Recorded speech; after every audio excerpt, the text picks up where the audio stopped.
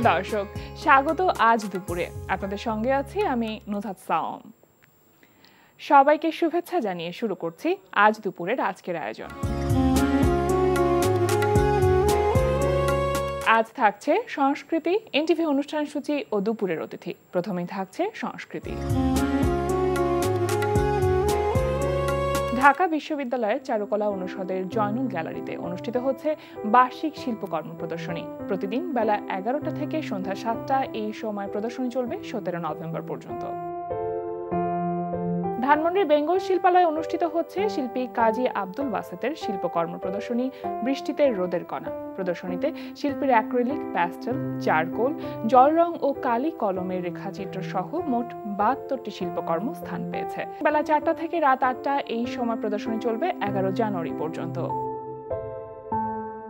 Dhanmondi alias প্রসেসের লা গ্যালারিতে অনুষ্ঠিত হচ্ছে ডাউনওয়ার্ড সারফেস শীর্ষক দলীয় চিত্রকলা প্রদর্শনী। প্রদর্শনী চলবে 19 নভেম্বর পর্যন্ত। এবার এনটিভি অনুষ্ঠান সূচি। এবার জানিয়ে দিচ্ছি এনটিভির আজ রাতের বিশেষ বিশেষ অনুষ্ঠানগুলির সময়সূচি। সন্ধ্যা 6টা 45 মিনিটে থাকছে খেলাধুলা বিষয়ক অনুষ্ঠান গ্যালারি। রাত 8টা 20 মিনিটে থাকছে শফিকুর রহমান শান্তনুর রচনায় সাজিন আহমেদ বাবুর পরিচালনায় ধারাবাহিক নাটক ঘরের শত্রু বিভীষণ। তুমি কি ইউটিউবার? হ্যাঁ, আমি কি ওদের কন্টেন্টে তুমি করছো, অভিনয় করছো? তুমি তো অভিনেতা হয়ে গেলা। আরে না না ভাইয়া, আমি আর এসবের মধ্যে না। আমি আর অভিনয় করবো না। করবা অবশ্যই করবা। জি, চোরের ক্যারেক্টার পাইলে কখনো ছাড়বা না। দুজন একই স্বভাবের মানুষ একসাথে থাকতে পারে না। এই যে যেমন ধর, মীরা একরকম, তুই একরকম, এটা ঠিক আছে। মীরা আর রকম হলে আমার লাভ কি? হ্যাঁ, মীরা কি বিয়ে করবে আমাকে? আমার মতো পাগল ছাগলকে মীরা বিয়ে করবে? এই মীরা, তুমি ডিরেক্ট বলো তো, ডিরেক্ট বলবা বিয়ে করবা আমাকে? মানে ভাইয়া, জানতাম। রাত 9টায় থাকছে মোহাম্মদ নুরুজ্জামানের প্রযোজনায় অনুষ্ঠান গানের বাজার। সারাটা দিন বাইরে ঘরে যে আমিটা, ঘরে এলে পাল্টে যায় সে আমিটা। চশমা পরে তাকিয়ে থাকে এক সে আমি, চশমা খুলে নিজে বুঝি অন্য আমি। রাত 9টা 30 মিনিটে থাকছে মুসাফির রনির পরিচালনায় ধারাবাহিক নাটক জোনাকির আলো। কি মনে হইতেছে, নমিনেশন কি পামু? আমি না পাইলে না পাবি, স্বতন্ত্র থেকে দাঁড়াবি। আর কমিশনার নির্বাচনে দল কোনো বিষয় না, খালি আমাকে নজর লাগবে এই আর কি। আর আমাকে জনপ্রিয়তা পুঁজি করে তোরা উঠবি। বিগত কয়েক বছরে আমি তো খুব ভালো করছি তা তো না, আবার খুব খারাপ করছি তাও না। মোটামুটি একটা স্ট্যান্ডার্ড তো ছিল আমার কমিশনার হিসেবে। হ্যাঁ ভাই, তা তো ছিল, কিন্তু ওইদিকে মনসুর তো একটা ফ্রেশ মাল। সে দেখেন না তলে তলে একেবারে নির্বাচনের ব্যবস্থা করছে। অবশ্য সে করে নাই, নেতাই তার নির্বাচনের ব্যবস্থা করেছে। রাত 11টা 30 মিনিটে সরাসরি সম্প্রচার হবে টক শো এই সময়।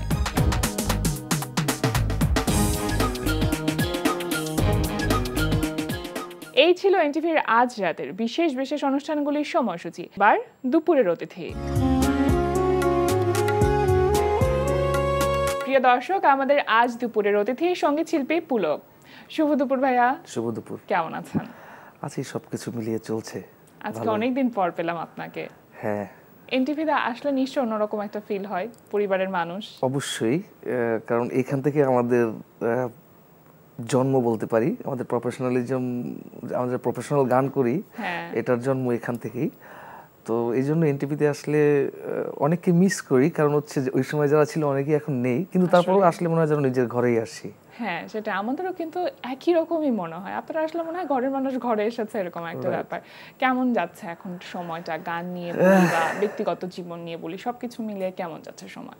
আমার ব্যক্তিগত জীবন সবসময় একই রকম যায়। আমি সবসময় একটু বাউন্ডুলি টাইপ বা জ্বালাবোর টাইপ। এখন সংসারের কারণে একটু গোছানো হয়েছি। আর গান বাজনার ক্ষেত্রে বলবো যেটা, যে এই সময়টায় স্টেজ শোটা খুবই কম হচ্ছে। তো কারণ এখনো সিকিউরিটি ইস্যু, অনেক জায়গায় পারমিশন দিচ্ছে না। কিন্তু এছাড়া আমরা আমাদের যে স্টুডিও ওয়ার্কগুলা বা পারিপার্শ্বিক বাকি সব ওয়ার্ক সব পারফেক্টলি আছে। এবং সে কারণের জন্য কিন্তু আমরা আপনাদেরকে পাচ্ছিও এখন, কারণ স্টেজ শো কম, সুতরাং আমরা আমাদের আয়োজনে আপনাদেরকে পাই। পরিবারের কথা বলছিলেন, আপনার তো একটি ছেলে এবং একটি মেয়ে, ওদের কারোর মধ্যে কি আসলে গান শেখার প্রতি আগ্রহ আছে? গান শেখার প্রতি এখনো ছোট, বা গানের প্রতি আগ্রহ আছে, বাট বাংলা গানের প্রতি ঝোঁক কম। জানি না, এই সব সময় ওরা ইংলিশ গান করে।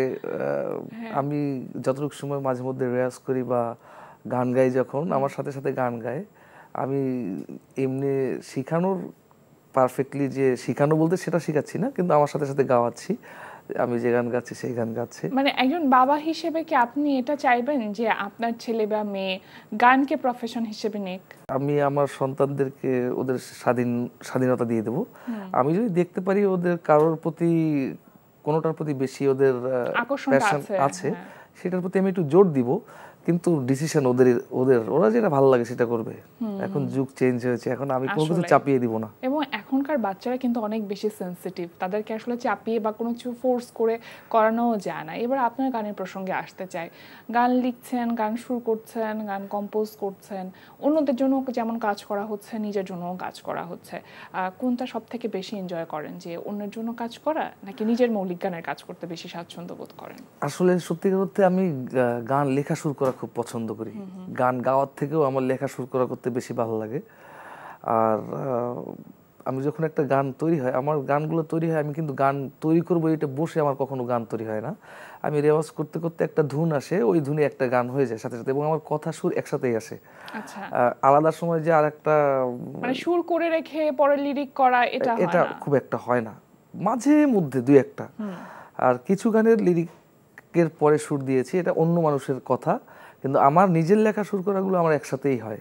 আচ্ছা, একবারই হয়। এমনিতে তো আমরা দেখি যে আপনি সুফি গানের প্রতি আপনার ভালো লাগাটা বেশি, বা ওটা আপনার কমফোর্ট জোন অ্যাকচুয়ালি, এবং ওই ধরনের গানগুলোতে কিন্তু আমরা আপনাকে বেশি পাই। কিন্তু যখন আপনি নিজে গান লিখেন বা সুর করেন, তখনও কি ওই সুফিজম ব্যাপারটা কাজ করে? ওইটাও করে, মানে আমার প্রত্যেকটা গানের ভিতর নিজস্বতা একটা থাকে, যে একটা ধারা, একটু হালকা ক্লাসিকের একটা বিষয়, বা একটা ফোক গান করলাম, ফোক গানের ভিতরেও একটু সুফিয়ানা দিলাম বা একটু ক্লাসিক দিলাম, এটা আমার অটোমেটিক্যালি হয়ে যায়। মানে ওইটা হচ্ছে, আমি আমার ছোটবেলায় যেহেতু আমি ক্লাসিক্যাল শিখেছি, নজরুল শিখেছি, তো ওগুলো অটোমেটিক্যালি একটু একটু চলে আসে। হ্যাঁ, মানে ধরনটা একদম চলে আসে। এতগুলো বছরে কি মনে হয় নিজস্ব একটা যে গায়কই থাকে, যে একটা ভয়েস শুনে আমরা যেরকম বুঝতে পারি যে এটা অমুকের গান, সেই স্বকীয়তা জায়গাটা কি তৈরি করতে পেরেছেন? আমার মনে হয় আমার ভয়েস শুনে চিনতে পারে মানুষ যে এটা পুলক ভাইয়ের গান। আমার কিন্তু ঘটনা হচ্ছে, আমি আগে যেমন প্রচুর ফিল্মে গান গেছি, আমার 250-র উপরে ফিল্মে গান আছে। সমস্যা হচ্ছে ওই গানগুলোর ডিসক্রিপশনে আমার বেশিরভাগ গানেরই আমার নাম দেওয়া নেই। আমার এমন ফিল্মের অনেক অনেক গান আছে, 3-4 কোটি 5 কোটি করে ভিউ আছে, এবং গানগুলো হিট। আমি যখন কালকেও আমি 300 ফিটে গিয়েছি, পার্কে আমার গান বাজছে, তো কিন্তু অনেকেই জানে না যে এই গানগুলো আমার গাওয়া, কারণ হচ্ছে ওইখানে কোনো ডিসক্রিপশনে আমার নাম দেওয়া নেই। ওনারা কেন দেয়নি আমি এটা নিয়ে বলাটা অত মনে করি নেই, ওনাদেরকে মনে করিয়ে দেওয়া যে আপনারা আমার নাম লিখে দেন, যেদিন জানার সেদিন জানবে মানুষ। বাট এখনকার সময়ে, আগে অনেক আমার টাইপের গান হতো অনেক ফিল্মে, কিন্তু এখন এই সময়ে একটু সফট মেলোডি টাইপ বেশি হচ্ছে, একটু আইটেম গান বেশি হচ্ছে, সফট মেলোডি বেশি হচ্ছে, যেগুলো আমার ধারার ভিতরে একটু কম পড়ে, যার কারণে একটু কম গাচ্ছি। আবার লাস্ট আমি গ্রিন কার্ড মুভিতে, কাজী মারুফ ভাইয়ের মুভি ছিল, ওইটা একটা স্যাড সং ছিল। আমার বেশিরভাগ ফিল্মের গান একটু স্যাড সং বেশি, সুফি সং বেশি, আর কিছু ফানি সং। কিন্তু হিরোর লিপে আমার খুব কম সংখ্যক গান আছে। মনে করেন যে সাকিব ভাইয়ের ছবিতে আমি 4টা গান গেয়েছি, তার ভিতর একটা গান তার লিপে, বাকিগুলো অ্যাড লিপে, মানে সে স্ক্রিনে আছে কিন্তু ব্যাকগ্রাউন্ডে গান বাজছে, এরকম। আরো অনেক হিরোর এরকম হয়েছে। কোন একটা চলচ্চিত্রের মানে প্লেব্যাক করবার জন্য কাজের অফার যখন আপনার কাছে আসে, তখন নিশ্চয়ই আপনি তো সব কাজের জন্য হ্যাঁ বলেন না। এই নির্বাচন প্রক্রিয়াটা কেমন থাকে, যে কোন কাজটা করব, কোন কাজটা করব না? এটা আমি সবসময় গান ভালোর উপর ডিপেন্ড করি বেশি। ভালো গানটা মূলত কি? হ্যাঁ, গান বেশি গান হইলে পেমেন্টের ব্যাপারে কথা বলি না, মানে যেটা আমার গাইলে আমার গুড উইল আসবে এবং আমার ভালো লাগার গানটা, ওখানে তারা যেটা বাজেট থাকে ওইটা করি। গান মাঝামাঝি পছন্দ হইলে পেমেন্ট চাই, গান কম পছন্দ হইলে অনেক বেশি পেমেন্ট চাই, গাওয়াইলে গাওয়াইলো, না গাওয়াইলে নাই, ব্যালেন্স করে। এটা আমার পার্সোনাল অপিনিয়ন আর কি। আচ্ছা, একটি গান শুনি, তারপর বাকি গল্প শুনবো। রিসেন্টলি আমি 4টা গানের কাজ আমি একটু করিয়েছি। তো এইটার মধ্যে একটা গান আছে প্রেমিকাকে যারা পায় না কিন্তু ভালোবাসা ফুরায় না এরকম, তার জন্য গান, সেই প্রেমিকার জন্য গান এরকম। শুনি। তুমি অনেক দূরে থাকো আর অনেক সুখেই থাকো, তবু এই আমাকে যাও ভুলে যাও চাইছি না, আমি আমার হতে বলছি না, তোমায় আমার হতে বলছি না। আরো কি গাইবো না, এতটুকু থাক, আনরিলিজ গান যেহেতু। ও এখনো রিলিজ হয়নি গানটি? না, গানটি এখনো রিলিজ হয়নি। এটা জাস্ট আমি আমার প্রেমিকাকে বুঝাচ্ছি যে তুমি দূরে থাকো, সুখে থাকো, কিন্তু তোমার প্রত্যেকটা মোমেন্টে, তুমি যখন ছাদে ওঠো, তুমি যখন বেলকনিতে চা খাও, তুমি যখন একা একা তোমার মুহূর্তগুলোতে যেন আমি থাকি, বিষয়টা এরকম। হ্যাঁ, জাস্ট এরকম যে তোমার প্রত্যেকটা মুহূর্ত, মানে এই গান লেখার জন্য তো নিশ্চয়ই একটা ভাবের দরকার আছে। হ্যাঁ, সাধারণত মানে কোন সময়টাতে আপনার গান লেখাটা বেশি হয়? রেওয়াজ করার সময়। হ্যাঁ, প্রতিদিন কি সময় পান রেওয়াজ করার? না, প্রতিদিন হয় না, আগে হতো। এখন ঘুম দিয়ে ওঠার সাথে সাথেই তো আমার বেবিরা উঠে যায়, অনেক দায়িত্ব চলে আসে। আর আমার ওয়াইফ যেহেতু জব করে, ওদের টেক কেয়ার দিনের বেলায় আমিই করি। সো একটু সবসময় পারি না, বাট কোনো না কোনো টাইমে দিনের এক সময় আমি গাড়ির ভিতর যখন গাড়ি চালাই, তখন হয়তো গাড়িতে তানপুরাটা ছেড়ে গাড়ির ভিতর বসে আমি রেওয়াজ করি। সো কোনো না কোনো একটা টাইমে আর কি মানে সময়টা বের করে নেওয়াই যায় যদি ইচ্ছেটা থাকে। আপনি বলছেন মৌলিক গানের কাজ করা হয়েছে এবং সেগুলো রিলিজ দেওয়ার প্ল্যানটা কবে? প্রায় আমার 15টা গান ফুললি কমপ্লিট।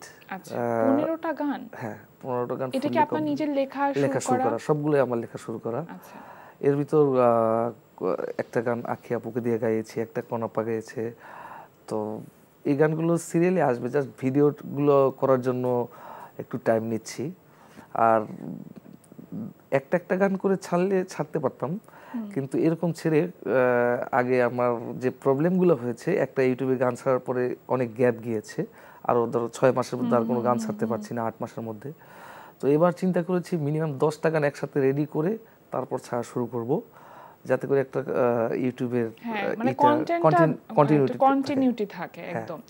এই যে আপনি যে ইউটিউবের কথা বলছিলেন, বা এখন যে ডিজিটাল প্ল্যাটফর্মগুলোতে সবাই গান রিলিজ দিচ্ছে, মানে স্পটিফাইটাকেও আমি এখানে ইনক্লুড করতে চাই, এই ডিজিটালাইজেশনের যে প্রভাব আমাদের মিউজিক ইন্ডাস্ট্রিতে পড়ছে, তার মানে কি একটা পরিবর্তনের মধ্য দিয়ে আমরা যাচ্ছি। এই পরিবর্তনটা আসলে আমরা কতটুকু উপযোগীভাবে কাজে লাগাতে পারছি, কি মনে হয়? আমার মনে হয় লাগছে কাজে। আর এই এখন যে যুগ আসছে এবং ইন ফিউচারে যুগ আসবে, যার যত ডাটা থাকবে, যার যত তথ্য উপাত্ত থাকবে, তারা সব থেকে ইন ফিউচারে বেশি রিচ হবে। সেটা তার গানের ডাটা থাকুক, তার কথার ডাটা থাকুক, তার লেখার ডাটা থাকুক, যে মানে যার যত নিজস্ব সম্পত্তি থাকবে, এগুলোই সম্পত্তি। ইন ফিউচারে তারাই সব থেকে রিচ, মানে একটা আর্কাইভ থাকবে। এখন আমি যে গানগুলো এখন আমার ইউটিউব চ্যানেলে যদি আমার 200 গান থাকে, আমি সুবিধা না পেলেও কোনো 100 বছর পর আমার ফ্যামিলির কেউ এটা থেকে একটা বিগ ধরনের সুযোগ পাইতে পারে। মানে ইটস পসিবল, এটা বৃথা যাবে না কখনো। কিন্তু এই যে ভাইরাল যেই শব্দটা এখন খুব প্রচলিত এবং ট্রেন্ডিং, ভাইরাল যুগে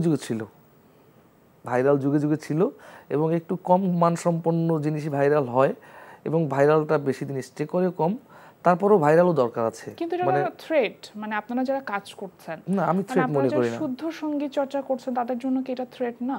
আমি থ্রেট মনে করি না। কারণ হচ্ছে কি, ভাইরাল আসবে আর যাবে, কিন্তু যারা বেসিক, তারা লং রেসের ঘোড়া। তারা আমার এই ছোট্ট 18 বছরের ক্যারিয়ারে আমি অনেক শিল্পীকে আসতে আর যেতে দেখেছি, মানে ঝরে যেতে দেখেছি। হ্যাঁ, তো এই অনেক সুপারহিট একটা অ্যালবামের পুরো গান সুপারহিট এমন শিল্পীকেও নাই হতে দেখেছি। সো ভাইরাল বা ওইটা মেন কথা না, গানের একটা শক্তি আছে, সেই শক্তি গানটাকে বাঁচিয়ে রাখবে। আজ হোক, গানের যদি শক্তি থাকে, আজ হোক, 30 বছর পর হোক, 50 বছর পর হোক, 500 বছর পর হোক, ওর শক্তি দিয়ে ফিরে আসবে ভলকানোর মতন। আর টিকে থাকাটাই মূল কথা। কিন্তু এখানে একটা কথা আছে, সেটা হচ্ছে টিকে থাকবার জন্য মানে সাস্টেইন করবার জন্য যারা পেশাগতভাবে গানটাকে নিয়ে কাজ করছে, তাদের তো জীবিকার সাথে একটা সম্পর্ক আছে। তো সেই জায়গাটা মনে হচ্ছে যে গান করে সম্ভব।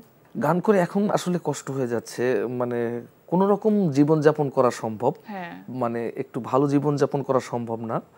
কারণ হচ্ছে এটার জন্য আমাদের রাষ্ট্র সমাজ ব্যবস্থা অনেকেই দায়ী। আমাদের দেশের শিল্প সংস্কৃতিকে ওইভাবে উচ্চ মানের ভাবা হয় না। একটা দেশের বা একটা জাতির সব থেকে মূল্যবোধের জায়গা বা মূল্যবান জায়গা হচ্ছে শিল্প সংস্কৃতি। আমাদের দেশে সেই জায়গাটা নাই, যার কারণে এটার পিছনে পৃষ্ঠপোষকতা নাই।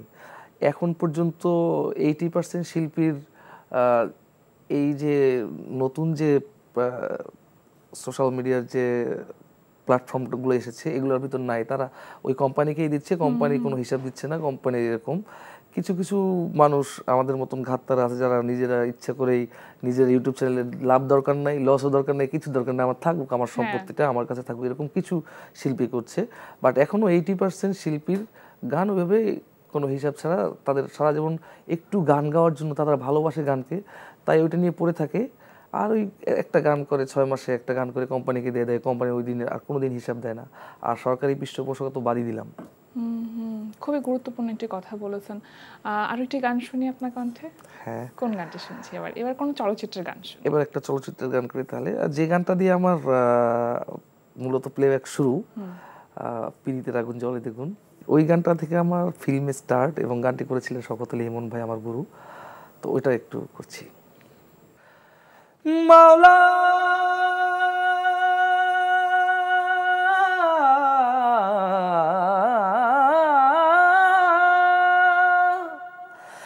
মাওলা তোমার দুনিয়ায় মন ভাঙলে জানি ভাঙে তোমার ঘর, অন্তরে অন্তরে মাওলা তোমার ঘর, সেই ঘরে বৈশা তুমি খেলছো আপন পর। অন্তরে অন্তরে মাওলা তোমার ঘর, সেই ঘরে বৈশা তুমি খেলছো আপন পর। কেন মন দিলা প্রেমে দিলা দিলা মনে ঝড়। মাওলা আমার ইয়া মাওলা, মাওলা তোমার এই দুনিয়ায় মন ভাঙলেই জানি ভাঙে তোমার ঘর, মন ভাঙলেই জানি ভাঙে তোমার ঘর। অন্তরে অন্তরে মাওলা তোমার ঘর, সেই ঘরে বৈশা তুমি খেলছো আপন পর। সুন্দর। এবং এই গানটা কিন্তু শ্রোতা দর্শক প্রিয়তা পেয়েছে অনেক। আমার কাছে মনে হয় যতগুলো স্টেজ প্রোগ্রামে আপনি অংশ গিয়েছেন সেখানে কোথাও এই গানটি না করে আসতে পারেননি আপনি, মনে হয় না, সত্য কথা। আচ্ছা, এমন কোনো গান আছে যেটা হয়তো আপনি গিয়েছেন কিন্তু অন্য কেউ পরবর্তীতে কভার করার পর সেই গানটা বেশি জনপ্রিয়তা পেয়েছে? না, আমার গান কভার করেছে অনেকে। আর সব থেকে ভালো লাগে এই পর্যন্ত বাংলাদেশে যতগুলো রিয়েলিটি শো হয়েছে প্রত্যেকটা রিয়েলিটি শোতে আমার গান গেয়েছে মানুষ, এবং টোটাল 5টা গান গেয়েছে। এটা আমার মতো ছোট ক্ষুদ্র শিল্পীর জন্য অনেক বড় পাওয়া। সত্যি তাই। প্রাপ্তির তালিকা করতে গেলে তো অনেক কিছু আছে, কিন্তু তারপরে যদি বলতে হয় যে কোনটা মনে হয় যে আল্লাহ আমি তো কখনো ভাবিনি যে আমি পুলক সেই সাধারণ মানুষ থেকে আজকে এ পর্যায়ে আসতে পারবো, তার মধ্যে আমি এখনো অসাধারণের কিছুই হই নাই যে আমি এইটা ভাববো। আমার এই গানের যে অপ্রাপ্তি বা ক্ষুধা, এটা আমার আজীবন থাকবে, এখনো আছে। আমি প্রতিনিয়ত